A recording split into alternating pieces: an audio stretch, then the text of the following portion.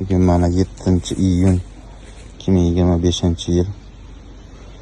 Bug'doyimiz holati aminotsid preparatlarini 3 marta ishlov berdik. Bug'doyimiz 24-yil 15-noyabrda juda kechikib ekilgan edi. Birinchi suv qo'yish imkoniyati bo'lmadi, yomg'ir yog'gani sababli. Shuning uchun bug'doylarimiz juda kech chiqib, bitta bahorda ham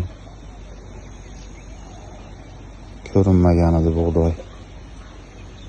Lekin shu preparatlarni ishlatib, hozirgi kunda boshoqlarimiz juda chiroyli holatga keldi.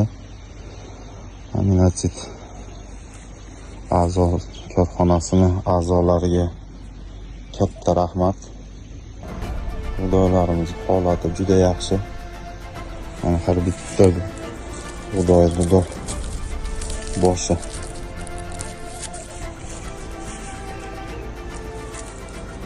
Juda yaxshi holatda, xudo xolasa.